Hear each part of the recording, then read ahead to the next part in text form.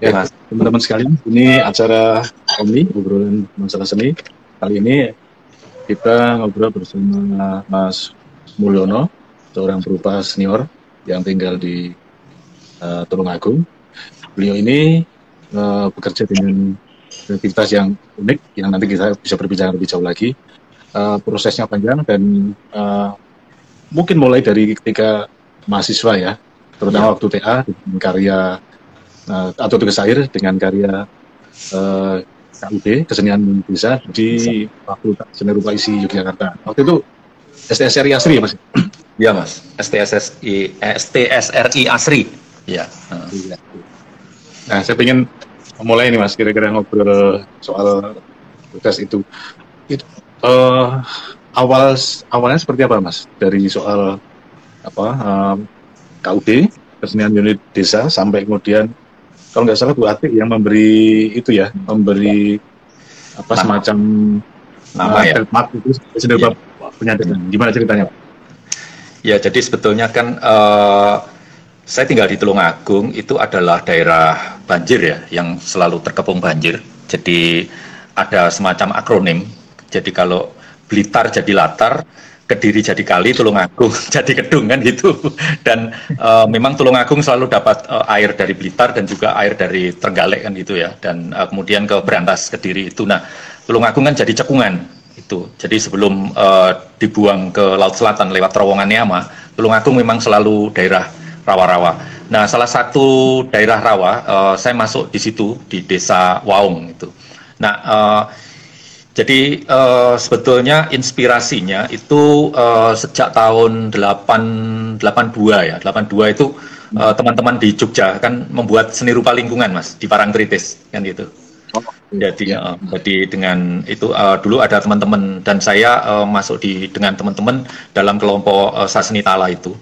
Dan kita pernah membuat seni rupa lingkungan di Bebeng di Gunung Merapi ya, di tempatnya siapa itu Mbah Marijan ya. Kita buat seni rupa lingkungan di situ kan gitu. Karena saya ketua Himajur, jadi saya menggerakkan teman-teman untuk itu. Nah, sebetulnya inspirasi dari seni lingkungan itu, seni rupa lingkungan itu yang secara tidak langsung ya, itu seperti mensupport saya, menginspirasi saya untuk saya terlibat dengan kegiatan di rawa-rawa di Desa Waung. Jadi ya saya natural saja, alamiah saja, saya masuk ke Desa Waung, terus kemudian saya coba ikut dengan mereka sedang kerja bagaimana alternatif di daerah rawa itu untuk membuat sawah kan gitu, karena sawahnya tergenang. Nah, mereka coba karena persawahan mereka tertutup enceng gondok itu dibalik, terus kemudian dikasih tanah. Nah, di atas tanah itulah kemudian bisa ditanami, ada bayam, ada bayam, ada jagung, ada ketela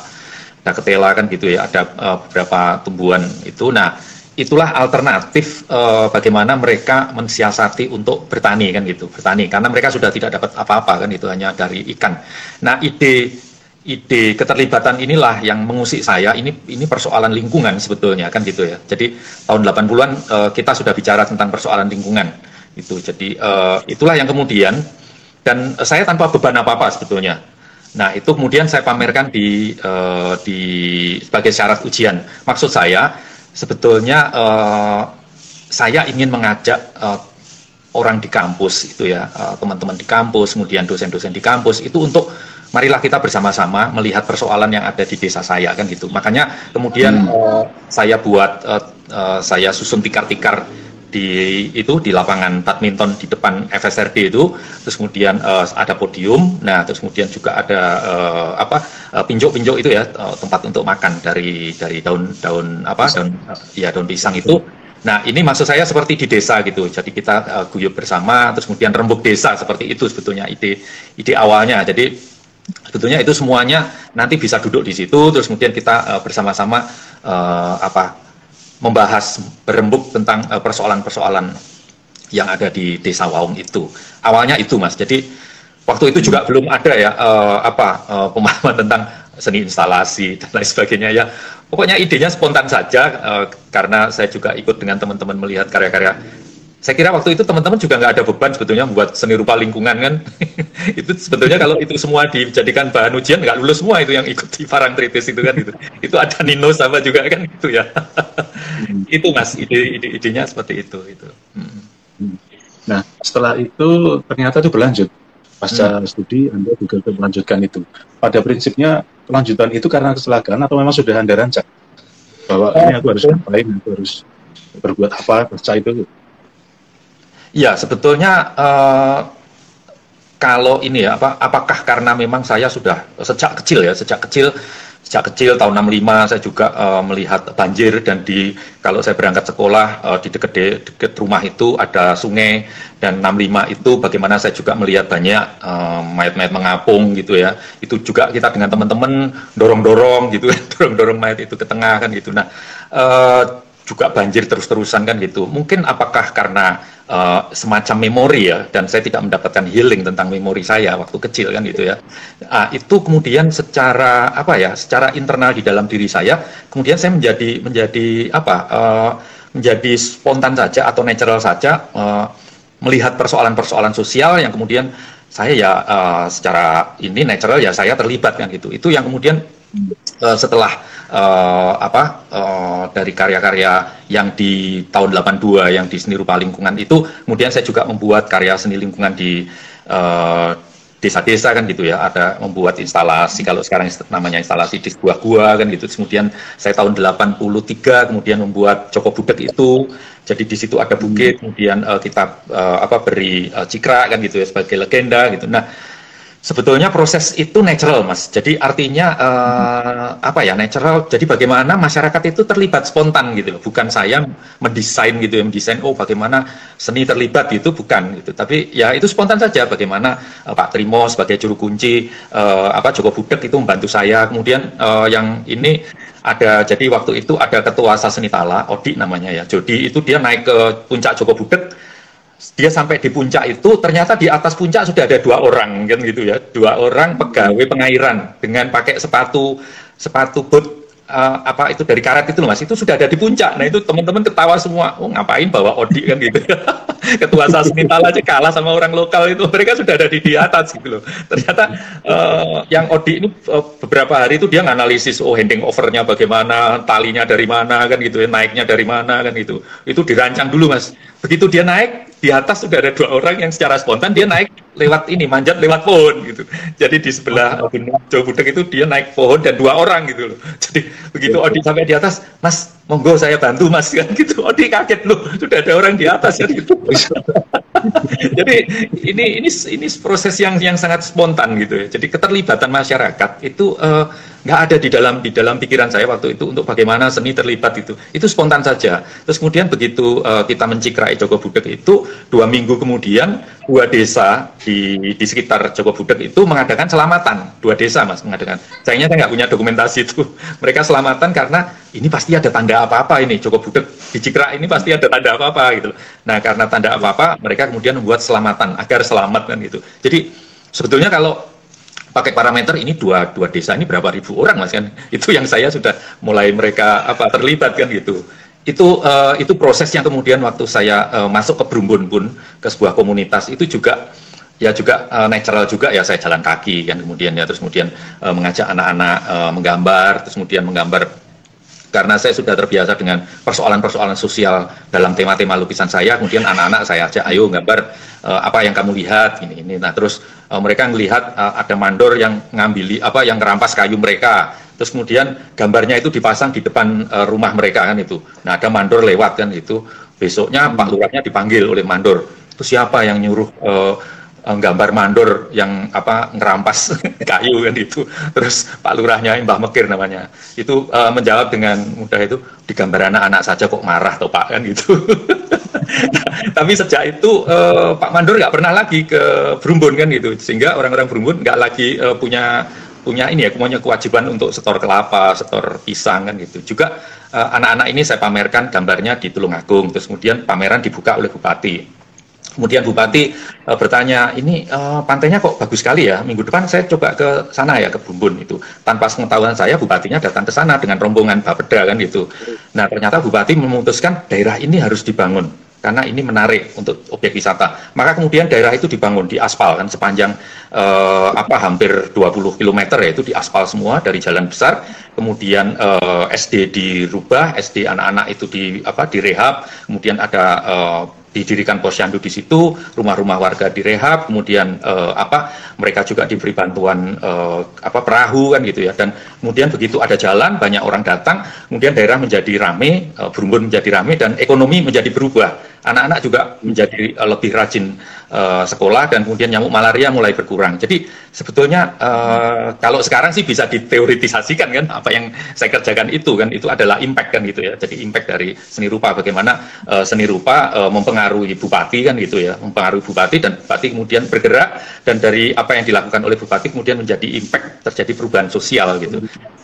Nah ini semuanya natural. Terus kemudian begitu saya diajak oleh teman-teman, saya ketemu beberapa teman LSM, kemudian diajak pameran di Jakarta. Itulah yang kemudian oleh sama Mbak Ati ditulis di Kompas dan seni rupa penyadaran itu loh. Nah saya juga baru ngeh, oh ini namanya seni rupa penyadaran.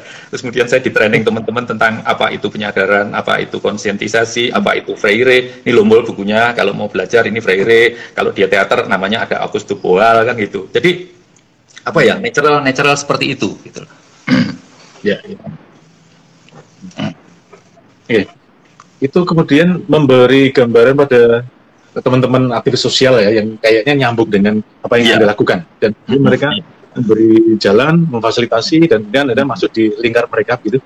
Ya, dan jadi awal-awal itu tahun 89 saya kan ikut di training oleh teman-teman aktivis kan gitu ya, aktivis di Jakarta kan gitu. Nah terus kemudian juga dengan teman-teman di Jogja mulai kenal dengan teman-teman aktivis itu yang kemudian mereka kerjasama, mereka menawari gimana kalau ini kita pamerkan keliling kan gitu ya. Jadi awalnya dari Solo, itu yang kemudian saya kenal dengan Tukul, kenal dengan Halim Hadi kan gitu. Itu kita pameran awal di Solo, jadi kemudian ke Jogja, baru kemudian bergulir dengan teman-teman aktivis. Di situ ada FKMY, Forum Komunikasi Mahasiswa Jogja, FDPY dengan para perempuan, aktivis perempuan kan gitu. Terus kemudian ada SMIT kan gitu ya. Terus kemudian ke Solo Tigo kan gitu. Jadi keliling dengan teman-teman UKSW, dengan teman-teman Yayasan Geni. Nah, ini bergulir dan kemudian saya mulai memahami teori-teori sosial itu yang difasilitasi. Saya juga waktu di Solo Tigo juga di training, mereka bikin workshop, bikin training yang difasilitasi oleh Arif Budiman, George, kemudian ada Romo Mangun, ada Ariel kan gitu. Nah, ini yang kemudian membekali saya tentang teori-teori sosial dan memang sangat menarik sekali. Itu yang kemudian saya kemana-mana dengan Tukul kan gitu, belajar kan gitu ya. Itu yang terus kemudian Halim Hadi tahun 89 mengirim saya, udah kamu coba ikut workshop lah ke Filipina dengan peta kan gitu ya. Nah itu saya dimulai ikut training tentang bagaimana menggunakan media seni untuk ya kalau dulu kan nggak ada yang namanya advokasi, atau saya belum mengenal itu, misalnya untuk protes, untuk bagaimana berekspresi kan gitu. Nah itu saya di training di peta kan gitu ya, di peta di Manila sana. Nah itu yang kemudian saya mengenal jaringan teman-teman aktivis karena itu pesertanya dari Asia Pasifik dan juga ada dari Belanda, dari Jerman kan gitu. Nah ini yang kemudian saya kerjasama dengan teman-teman yang ada di Korea, itu yang saya mengajari teman-teman, saya difasilitasi mereka untuk bikin woodcut kan gitu. Ini yang kemudian saya trainingkan ke teman-teman juga di Brumbun, anak-anak mulai bikin woodcut kan gitu ya.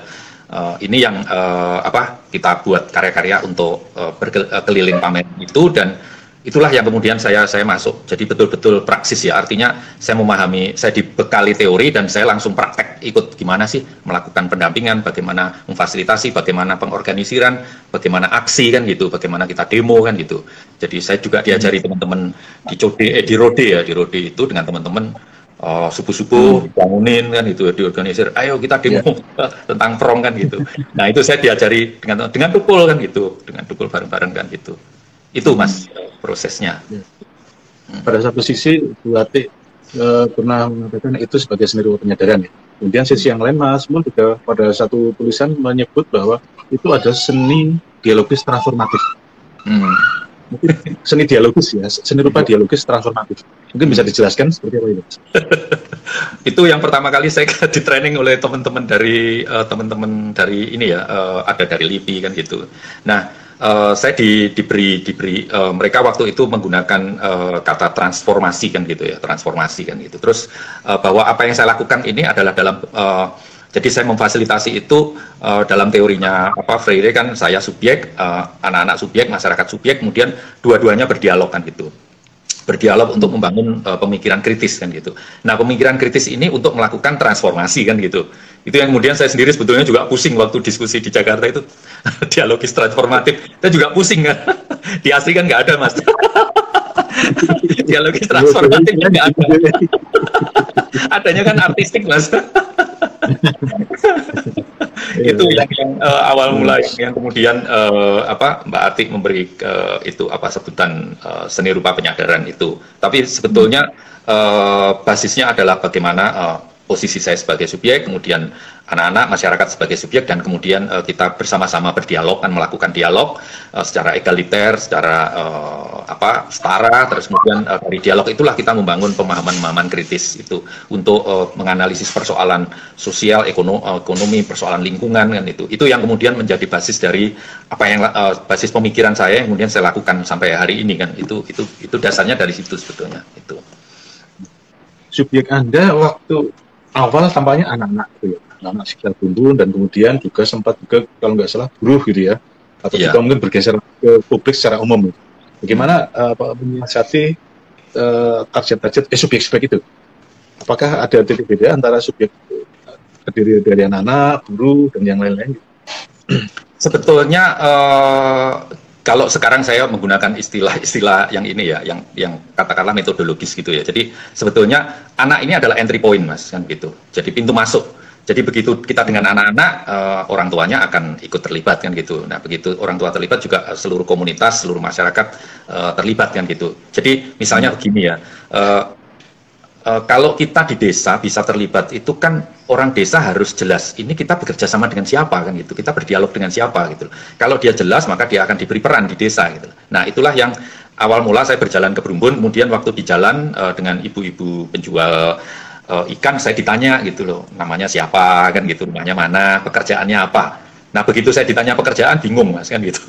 Kalau ngomong seniman itu nopo, Mas, kan gitu ya. Seniman itu apa kan itu. Nah, waktu itu saya mengajar di SMA kan, di Tulungagung, SMA swasta kan. Itu yang kemudian secara spontan saja gitu loh, saya menjawab saya guru gambar kan gitu. Nah, begitu saya ngomong guru gambar, saya sampai di Brumbun, langsung saya tuh diterima oleh kepala SD kecil gitu ya. Itu langsung, monggo Pak Mul, silakan langsung mengajar kan gitu. Saya juga bingung loh, kok saya langsung mengajar kan gitu. Ternyata ibu tadi itu bilang ke kepala SD-nya ini, ada guru gambar baru yang datang kan gitu. Jadi seperti dipikir saya ini ditugaskan gambar gitu, ngajar gitu loh, Mas gitu. Nah, saya langsung ini diterima gitu dan diberi peran gitu. Jadi sebetulnya guru gambar ini sebagai sebuah itu yang saya menyebutnya sebagai seni kagunan ya, harus berguna gitu loh. Sebagai profil seniman ini harus langsung ada gunanya di masyarakat, berperan kan gitu, peran gitu. Jadi makanya saya langsung diberi peran, ya udah ini Pak Mul guru gambar, ya udah langsung ngajar anak-anak kan gitu. Dan itu kemudian saya langsung diterima di masyarakat kan gitu. Di masyarakat, di Brumbun, kemudian ya saya masuk ke sana dengan identitas yang jelas. Nggak ada sebutan, oh Pak Mul ini seniman, Pak Mul pelukis, itu nggak ada. Jadi ya Pak Mul guru gambar itu, dan peran itulah yang kemudian sangat-sangat fungsional untuk saya. Itu yang saya pakai di waktu saya dengan teman-teman buruh di Surabaya kan juga begitu. Saya ngajari gambar dengan teman-teman buruh ini kan gitu. Dan waktu kita memamerkan tentang Marsinah, entry point saya juga ngajak mereka, ayo gambar kan gitu. Ayo gambar terus tentang Marsinah, itu yang kemudian gambarnya kemudian dibuat footcard kan gitu. Itu yang ada di katalog Marsinah itu. Artinya ya itu entry point sebetulnya kan gitu ya, pintu masuk untuk bagaimana kita bisa berperan. Jadi kalau tiba-tiba, wah saya ini seniman mau datang ke sini untuk membantu, itu loh, mereka juga bingung. Seniman ini pekerjaannya apa, terus dikasih apa kan, gitu, disuruh ngapain kan itu. Itu yang kemudian saya masuk ke berbagai wilayah dengan kerja dengan LSM berikutnya kan. Sejak tahun 2000 itu saya bekerja mulai dari Pacitan, kemudian ke Papua dan berbagai pulau. Itu pintu masuknya adalah anak-anak dengan pendidikan kan itu, dengan edukasi itu Mas itu. Ketika mengajak atau terlibat bersama buruh ketika di Surabaya, sebetulnya apakah ada pergeseran yang sangat kuat, yang sangat besar ketika kemudian itu bisa menjadi sebuah agen gerakan sosial, bukan lagi sebagai melatih pendidikan anak-anak dari aspek artistik seni rupa namanya. Apakah itu ada siasat yang juga sudah dirancang atau seperti Anda katakan tadi, natural? Ya, nah kalau sebetulnya begitu bicara tentang siasat, begitu bicara, ini yang dulu jadi tema di Biennale Jakarta ya, yang tahun 2013 itu kan judulnya siasat dan saya diundang kan gitu. Nah, sebetulnya kata siasat itu muncul kalau saya bekerja sama dengan LSM kan gitu. Jadi karena logikanya itu kan program kan Mas, logikanya kan program. Jadi kalau ada uang 1 juta itu pemanfaatnya berapa? Nah itu yang harus saya terjemahkan gitu loh. Itu yang kemudian saya bicara tentang siasat dan itu. Jadi makanya kemudian saya diajari, saya ikut dengan waktu itu LSM-nya Plan Internasional, saya diajari. Jadi bagaimana sih mendidik anak kan itu, mendidik anak itu yang strategis seperti apa, itu yang kemudian saya dikirim ke Mumbai, saya dikirim ke Pune, saya dikirim ke Calcutta untuk belajar tentang nama programnya ECCD, Early Childhood Care for Development kan itu, dan saya misalnya di Calcutta kan spirit tentang kerelawanan yang total dengan asramnya Bunda Teresia, terus kemudian menggunakan material lokal, potensi lokal itu dengan apapun yang kita miliki, itu belajar dari spiritnya Gandhi kan, dengan ahimsa, swadesi kan gitu. Nah, spirit-spirit inilah yang kemudian saya gunakan di dalam proses pendidikan saya dengan berbagai ini. Nah, kemudian karena ini bekerja sama dengan LSM dan saya bekerja dengan LSM karena saya digaji dari situ kan. Nah, maka ini merupakan sebuah program yang harus bisa dipertanggungjawabkan secara kuantitatif dan kualitatif. Misalnya secara kuantitatif ya saya harus membuat yang namanya log frame, logical framework, input, output, outcome, impact kan gitu. Jadi input apa yang saya lakukan, misalnya kalau saya mengajar anak-anak, mengumpulkan anak-anak, ini kemudian nanti hasilnya apa kan begitu. Nah, dari hasil ini produknya apa, input apa yang kita lakukan dengan kegiatan anak-anak menggunakan apa kan gitu, terus kemudian output ininya apa, produknya apa yang saya kerjakan ini, terus kemudian outputnya, hasilnya apa. Nah dari hasil ini kemudian impactnya apa, dampaknya apa. Jadi ini yang kemudian harus dijabarkan betul. Dan disinilah saya mulai belajar tentang bersiasat itu gitu. Ini misalnya yang saya lakukan yang di Kalimantan Barat ya, di Desa Pawis itu, problem besarnya yang ada di Desa Pawis itu adalah persoalan lingkungan. Jadi global warming seperti sekarang ini, yaitu tentang kelapa sawit. Desa-desa itu sudah habis semua untuk tanah kelapa sawit. Nah, kelapa sawit ini sebetulnya kan sangat ini ya, dia menyerap air dan air akan habis, sumber-sumber air akan habis karena terserap oleh kelapa sawit. Saya dihadapkan oleh sebuah problem lingkungan yang demikian besar dan demikian sangat korporatif sekali yang saya hadapi. Apa yang harus kita lakukan kan itu, sekecil apapun yang kita lakukan di desa. Jadi maka step-stepnya adalah step-step tentang bahwa pemahaman besarnya ya kita harus invest kepada masyarakat untuk pemahaman kesadaran tentang lingkungan yang mereka hadapi gitu. Itu yang kemudian saya step awalnya itu jadi inputnya itu mapping dengan warga. Jadi siapa warga desa yang mempunyai yang bisa berperan di dalam tata kelola lingkungan berdasarkan budaya lokal dengan budaya spiritual mereka. Jadi misalnya siapa yang bisa seperti dukun gitu ya, seperti yang bisa bikin mantra tentang hutan ini siapa? Kita mapping. Ternyata tinggal satu Mas yang bisa mantra tentang hutan karena hutannya sudah habis gitu. Jadi kita menemukan satu dukun mantra tentang hutan. Dan kita masih menemukan satu pohon yang sangat besar dan kita praktek mantra di situ. Nah, mantra ini kemudian nantinya pertama dia akan menjadi fasilitator anak-anak dan warga, dan juga kita mendokumentasi tentang mantra-mantra itu, dan ini yang kemudian akan menjadi bagian dari kurikulum kan gitu. Jadi bagian dari kurikulum yang akan kita ajarkan kepada anak-anak. Terus kemudian kita mapping lagi siapa yang punya keterampilan, kemudian siapa yang bisa menari, siapa yang bisa menyanyi, siapa yang bisa mendongeng dari warga ini, terus kemudian ibu-ibu siapa yang mau mengajar kan gitu. Nah, ini kita mapping, kita temukan, terus kemudian kita lakukan training. Jadi pelatihan langsung. Ini makanya saya selama 4 bulan, kita live in 2 bulan di sana.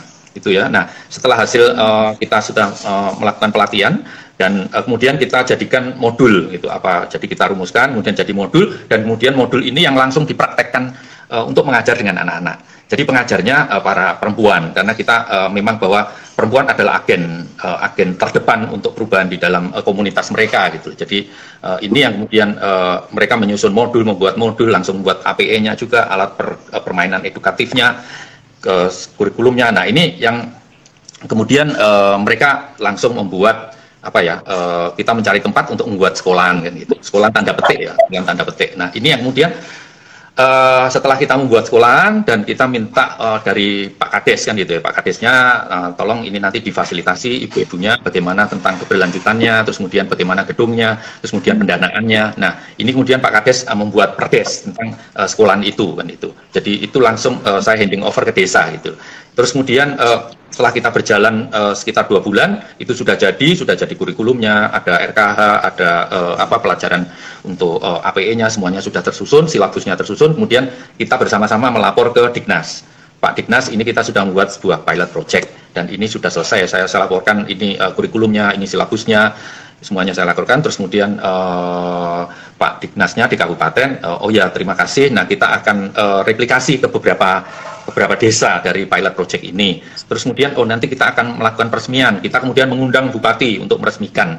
Nah waktu bupati meresmikan ini jaringannya ternyata dengan PDIP sangat kuat sekali. Ini adalah konstituen terbesar PDIP. Makanya dia waktu membuat kata sambutan kalimat yang pertama adalah tentang konstituen PDIP. Jadi karena ini yang menyelesaikan PDIP maka jalan yang rusak tadi akan dibangun. Kita akan membangun MCK, kita akan membangun sekolahan dan lain sebagainya gitu. Jadi ini ternyata juga apa yang kita lakukan didengar oleh gubernur. Seminggu kemudian gubernurnya datang ke sana.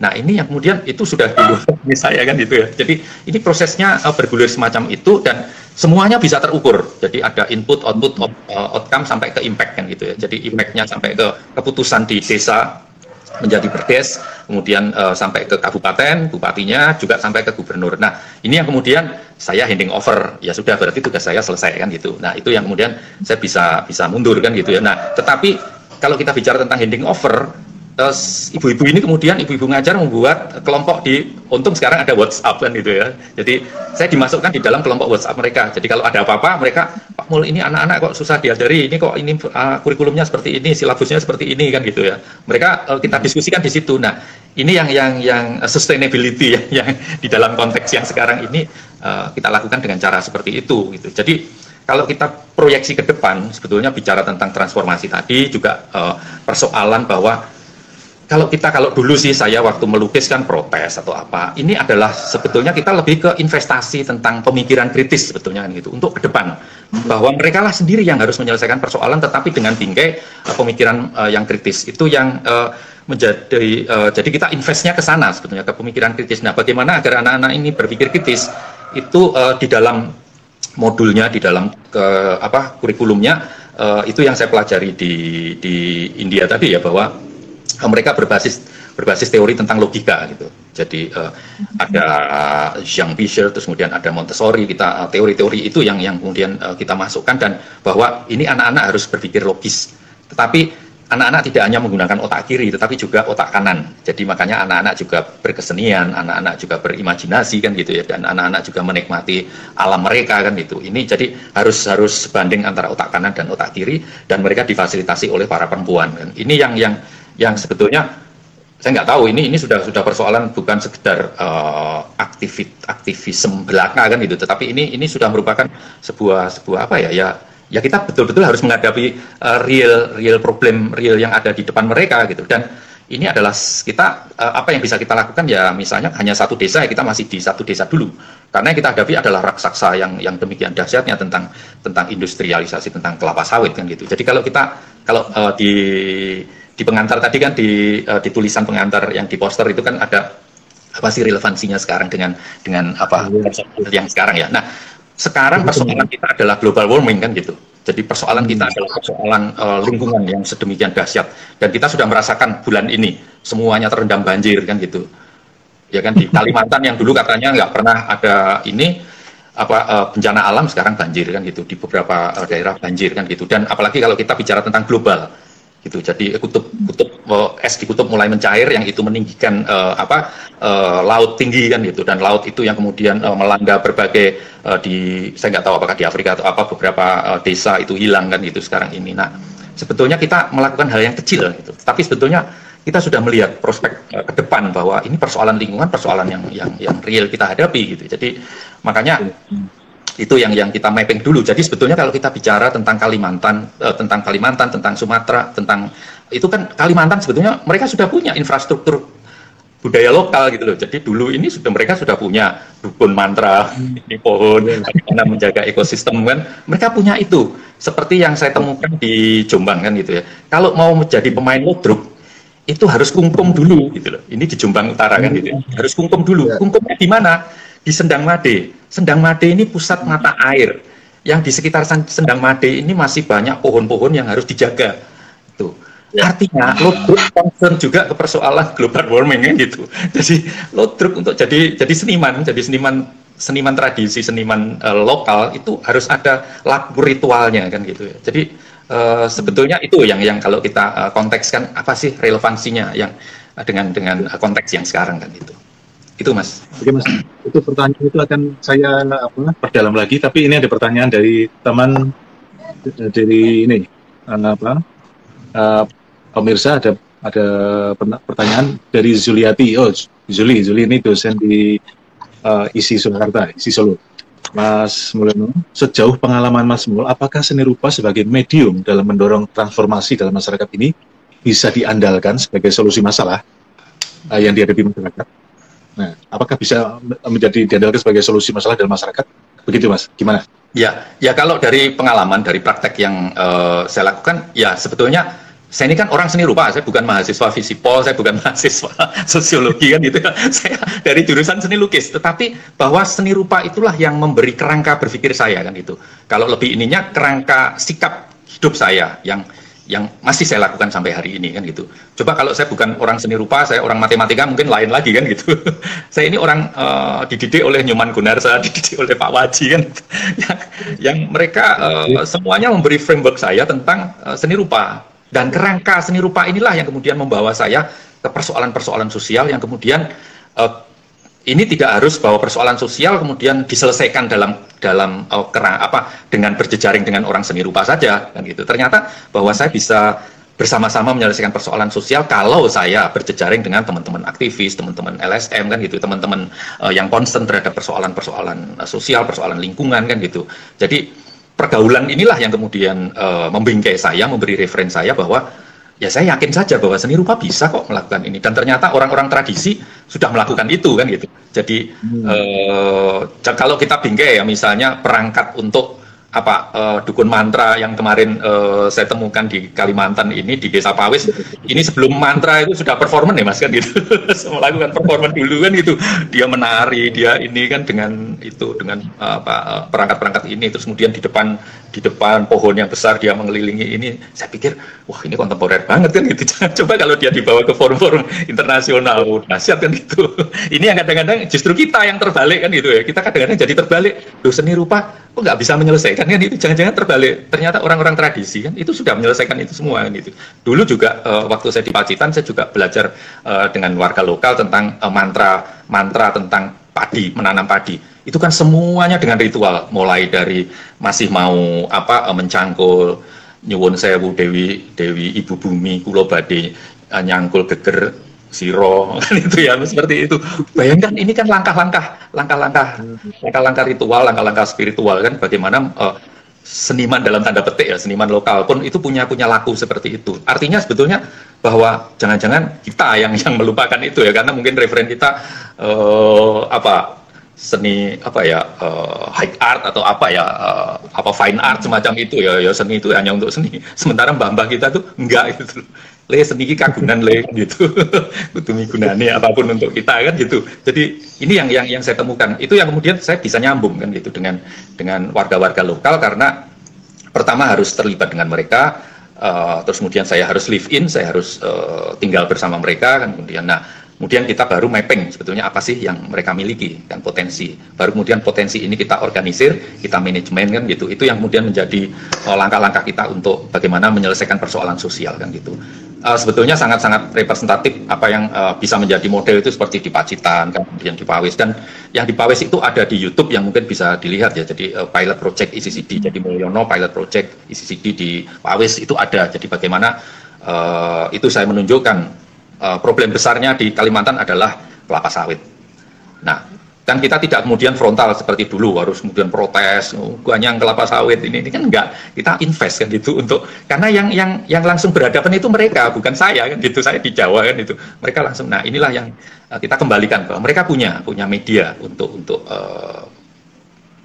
mengkritisi persoalan yang mereka miliki. Itu cara yang halus ya, tidak frontal gitu ya. Iya Mas, lebih ke jangka panjang Mas, lebih ke invest kan gitu ya, lebih ke investasi dan lebih terprogram ya kan gitu. Ya. Oke, menarik tentang investasi berpikir kritis itu.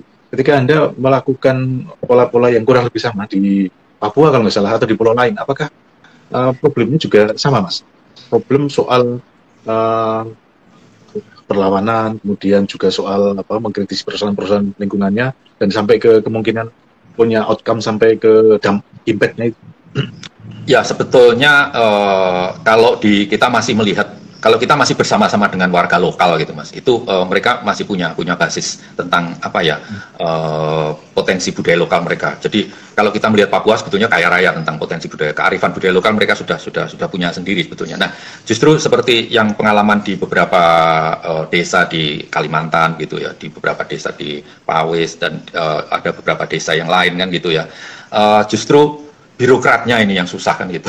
Jadi karena ini seperti zaman Harmoko sebetulnya kan masih menunggu petunjuk Bapak Presiden kan gitu. Jadi mereka ini ya seperti kalau ya saya di guyonan dengan teman-teman, kalau dulu Mulyono ini gagah sih ditangkap tentara, diinterogasi tentara itu heroik kan gitu ya. Sekarang ini kita masuk ke desa itu justru yang menghentikan seluruh aktivitas desa kita itu hanya seorang penilai PAUD kan gitu. Begitu penilai PAUD ini kurikulumnya tidak sesuai dengan Permen 85 atau 58, sudah ini harus di stop. Ya sudah habis saya kan gitu. Jadi justru itu yang terjadi. Jadi bagaimana birokrasi itu jadi mesin politik yang justru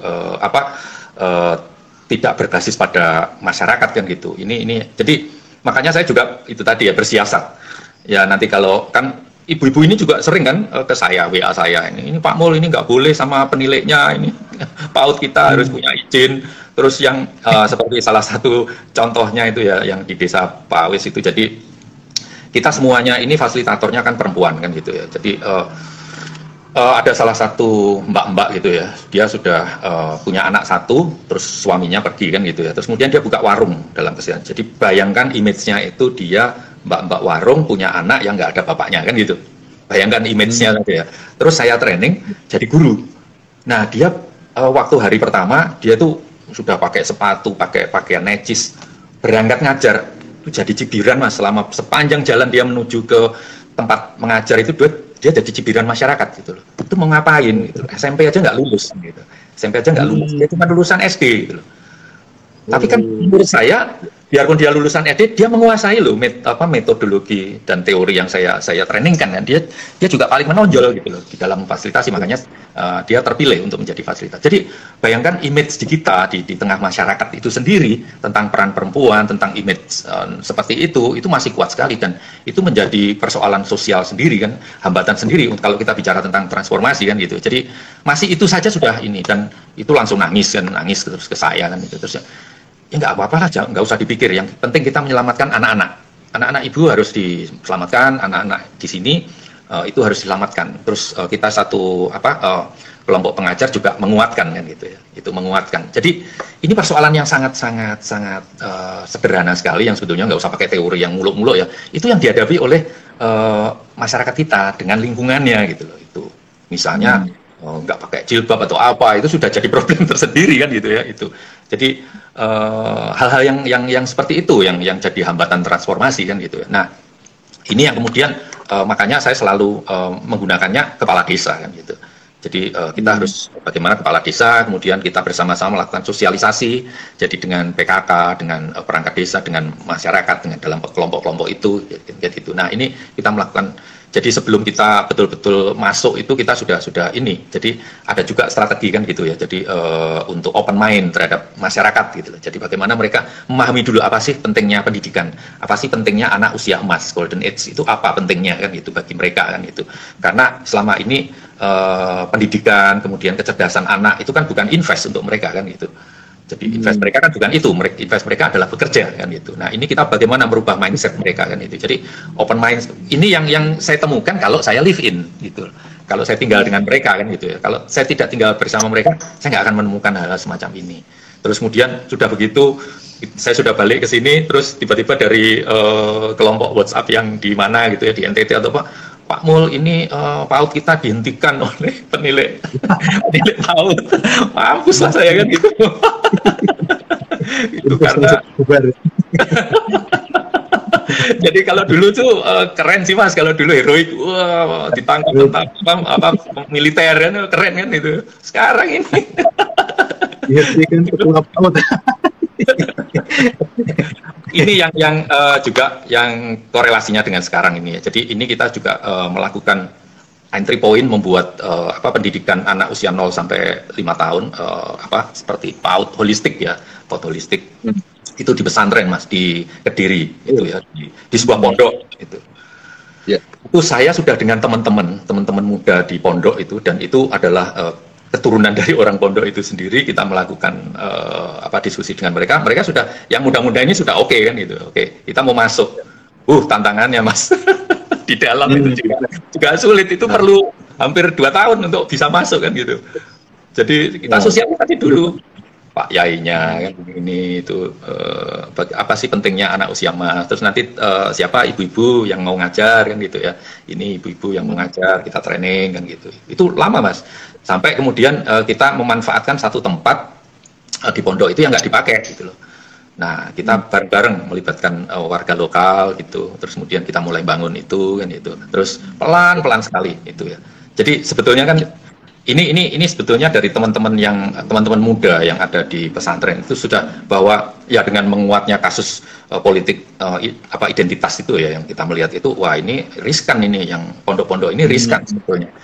Nah kemudian saya presentasi dengan teman-teman bahwa kita memberi basic untuk anak usia emas, bagaimana mereka beragama tetapi juga berlogika gitu. Jadi beragama itu dengan landasan sikap kritis kan gitu, tidak hanya fatalistik kan gitu. Ini membentengi betul, dan teman-teman setuju, dan itu yang kemudian kita lakukan, dan berjalan pelan sekali. Terus kemudian ya biasa, ini kan ibu-ibu rumah tangga.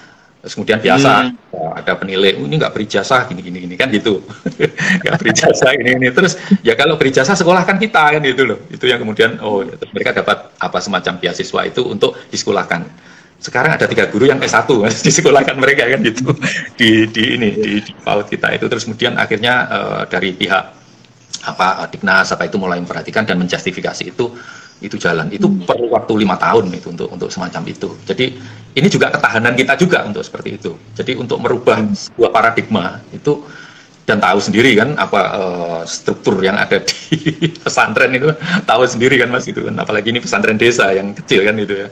Itu kan sulit sekali untuk itu. Nah, ini pelan-pelan, dan saya salut dengan teman-teman yang ada di sana, juga dengan para ibu-ibu santriwati yang ikut terlibat ini kan gitu. Jadi ini memang invest Mas, apa yang kita lakukan memang invest jangka panjang kan gitu ya. Jadi nggak bisa menyulap berapa bulan jadi gitu ya. Ini perlu, karena yang kita rubah ternyata, kalau dulu gampang ya, kita melawan Orde Baru, kita melawan Soeharto, kita melawan militer itu. Kalau dulu penghadapannya kan begitu, sudah, terus kemudian bisa naik kan gitu ya dengan perlawanan itu.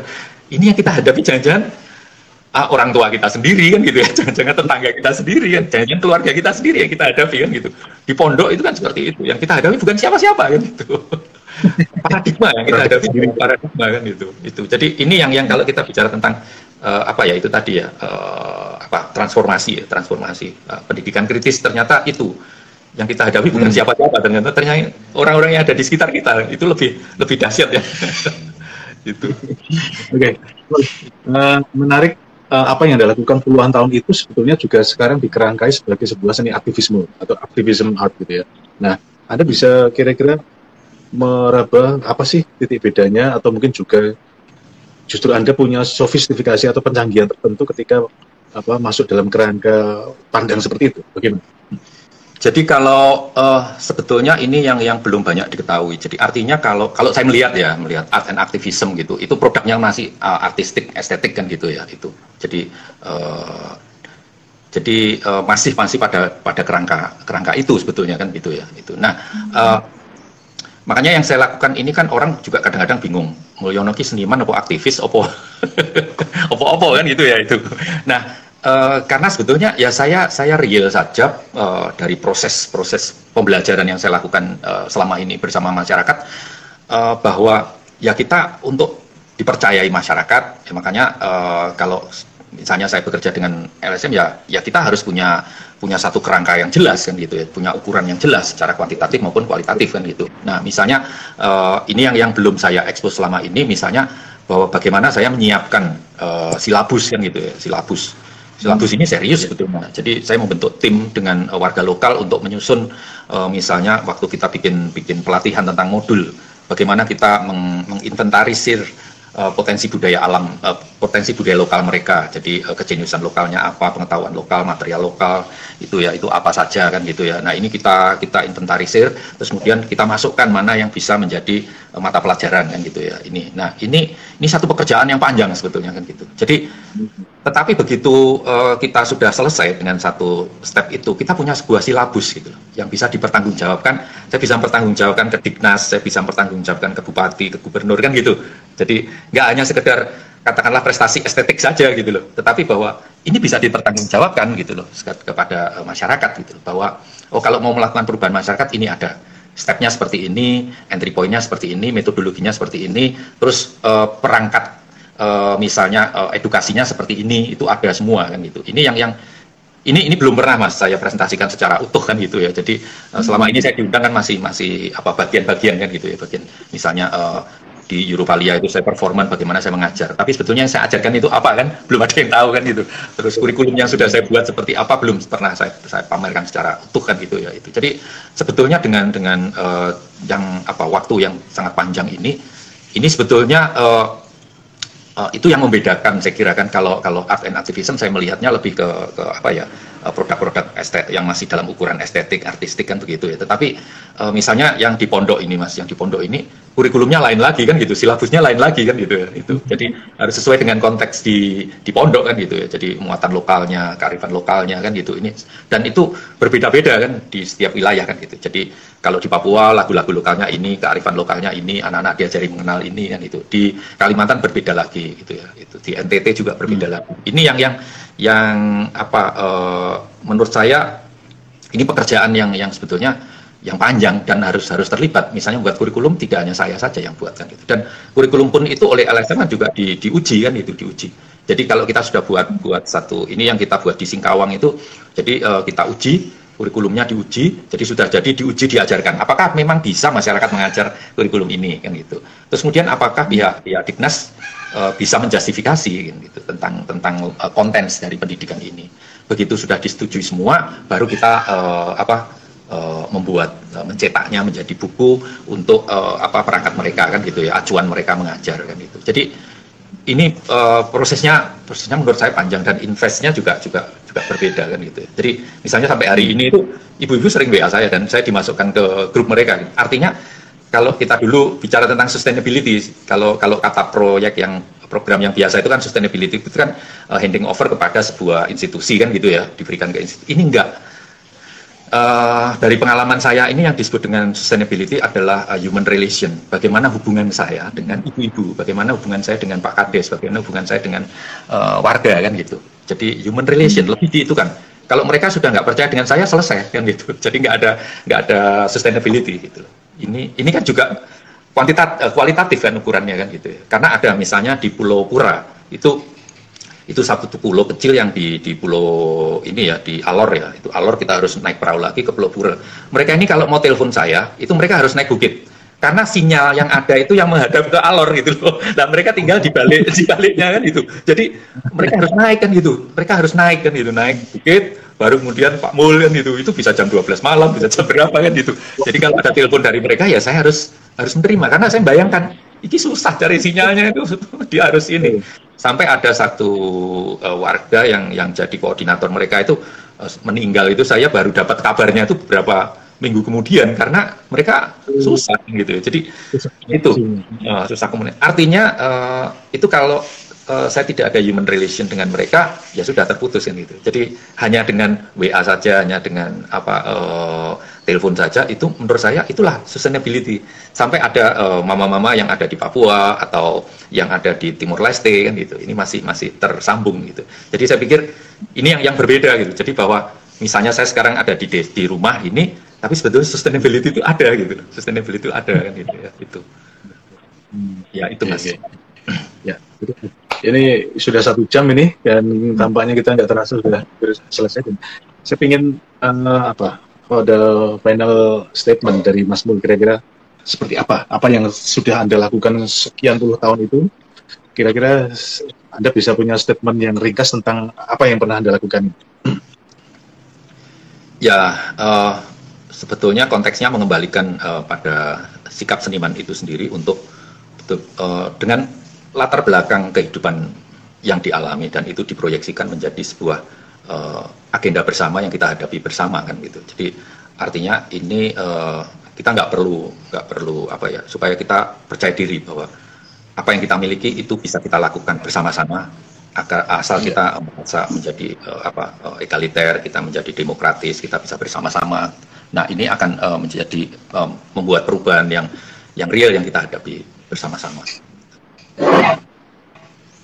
Oke, Mas Nul, terima kasih atas obrolan yang sangat seru dan menarik ini, dan terima kasih juga teman-teman sekalian yang sudah 1 jam menonton acara ini. Terima kasih, sampai ketemu Mas. Terima kasih. Terima kasih Mas. Lagi. Ya, sama-sama. Ya, sehat-sehat Mas. Oke Mas, sama-sama yuk.